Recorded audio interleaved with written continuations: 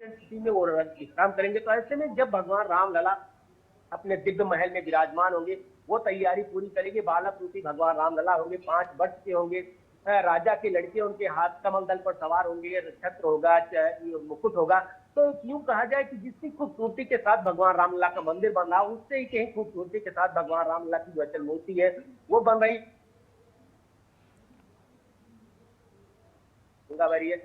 32,000 से अधिक करोड़ की परियोजनाएं चल रही। मुख्यमंत्री का यही सपना है, अयोध्या को त्रेता युग की अयोध्या बनाया जाए। शायद वो सपना साकार होने वाला, क्योंकि आराध्य जनवरी में विराजमान होंगे। इससे पहले पूरी राम नगरी को राममय किया जा रहा है। जो राम नगरी में जैसे ही आप प्रवेश करेंगे तो पूरी राम नगरी की, चाहे वो सेटर हो या चाहे दीवाले हो, इससे एक अलग शंखनाद बने होंगे, भगवान राम लला बने होंगे, गदा बने होंगे, शंख बने होंगे।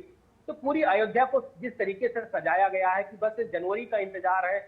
लगभग मंदिर का जो काम है वो पूरा हो चुका, फर्श और दरवाजे का भी काम पूरा हो गया। बस भगवान रामलला जहां विराजमान होंगे उसका भी इस समय काम चल रहा है, तो वो भी तय समय सीमा तक कर लिया जाएगा। तो इससे पहले जब भी, यानी कि अखंड प्रताप सिंह, गर्भगृह का काम जो है वो एकदम ये कहा जा सकता है कि आखिरी चरण में लगभग पहुंच गया है। पवन सिन्हा जी, क्योंकि जिक्र कर रहे थे त्रेता युग की अयोध्या इस तरह से सजाया जाए, अयोध्या की भव्यता लोगों को इस तरह से दिखाई जाए कि एक आभास कराया जा सके कि जब भगवान राम पैदा हुए होंगे त्रेता युग में, तो इस तरह की अयोध्या जो है वो रही होगी। आपने तो वेदों में, पुराणों में पढ़ा होगा, बताइए जरा हमारे दर्शकों को किस तरह से ये प्रकट करने की और ये दर्शाने की कोशिश होगी। श्री रामायण में अयोध्या का वर्णन है और वह वर्णन इतना सुंदर वर्णन है, ऐसा लगता है कि best of architects of the world इकट्ठे हुए हैं और उन्होंने एक smart city, rather smartest city का प्रस्ताव बनाया हो, ऐसी वह नगरी थी। चौराहे थे जगह जगह और बीच में महल था, और जो वहां पर रहने की जो व्यवस्था थी, जो अधिकारियों के फ्लैट्स जिन्हें आजकल हम कह सकते हैं, वह एक निश्चित दूरी पर होते थे। बीच में रास्ते निकलते थे जिस पर राजकुमार लोगों से मिलने के लिए शाम को सज धज कर आते थे। और जो 100वें सर्ग में श्री राम जी भरत जी से पूछते भी हैं कि अभी भी तुम उन रास्तों पर जाते हो। तो ये जो पूरी व्यवस्था है वहां पर, कहाँ मार्केट होना है, कहाँ मंडी होनी है, कहाँ सैनिक रहेंगे, किस द्वार से कौन आएगा कौन नहीं आ सकता, वो सारी व्यवस्थाएं वहां पर हैं। और फल फूल, बागीचे, जल, फुब्बारे मतलब दूसरे किसी सेंस में वहां रहे होंगे, तो क्योंकि मोटर तो उस वक्त नहीं थी।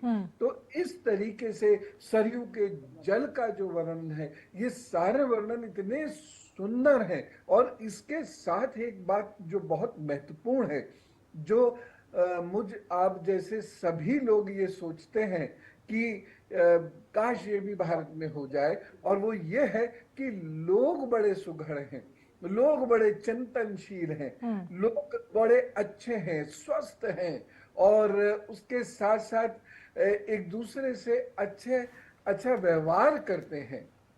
और राज्य भी, क्योंकि राम राज्य का सिद्धांत है और सिद्धांत पूरा एडमिनिस्ट्रेटिव प्रिंसिपल्स को लिए हुए है।